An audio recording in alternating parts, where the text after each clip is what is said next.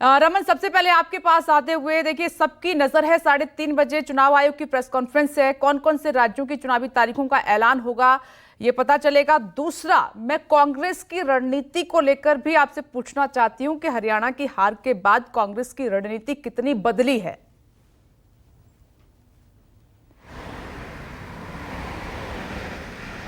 देखिए, इस वक्त मैं विज्ञान भवन के सामने खड़ा हूं और 3:30 बजे इसी विज्ञान भवन में चुनाव आयोग की तरफ से प्रेस कॉन्फ्रेंस होगी, जिसमें मुख्य चुनाव आयुक्त के साथ साथ 2 चुनाव आयुक्त भी मौजूद रहेंगे और चुनाव की तारीखों का ऐलान होगा।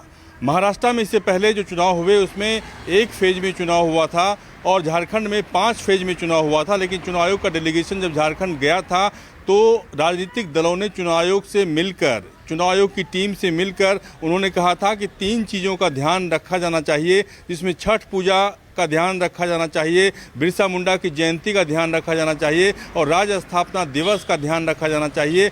इस डेट से चुनाव आयोग की तारीखों को नज़रअंदाज नहीं करना चाहिए, चुनाव आयोग को नज़रअंदाज नहीं करना चाहिए इन तीनों तारीखों को। और सबसे बड़ी बात यह है कि महाराष्ट्र में इससे पहले जो 2 चुनाव हुए थे, एक फेज में चुनाव हुआ था और इस बार भी कहा जा रहा है कि एक फेज में ही चुनाव होगा। हालांकि झारखंड में राजनीतिक दलों की तरफ से ये कहा गया कि 5 चरणों में चुनाव काफ़ी लेंदी हो जाता है, इसीलिए 2 या 3 चरणों में चुनाव होना चाहिए। लेकिन चुनाव आयोग की टीम के ऊपर निर्भर करता है, सुरक्षा बलों की उपलब्धियों के ऊपर, उपलब्धता के ऊपर निर्भर करता है कि चुनाव आयोग कितने फेजेज में झारखंड में चुनाव करवाता है।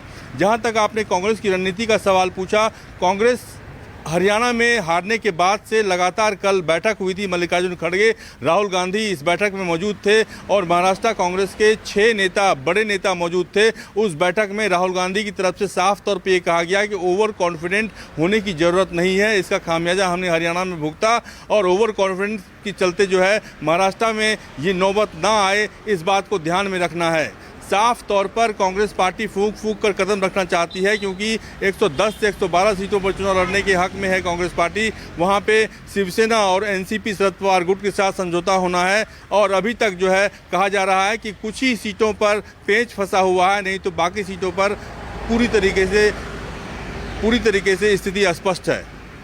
ठीक है, देखिए, पॉलिटिकल एडिटर रमन कुमार बता रहे हैं कि कांग्रेस ने इस बात को तो समझा दिया है कि ओवर कॉन्फिडेंट होने की जरूरत नहीं है और हार की एक बड़ी वजह हरियाणा में ये बनी है।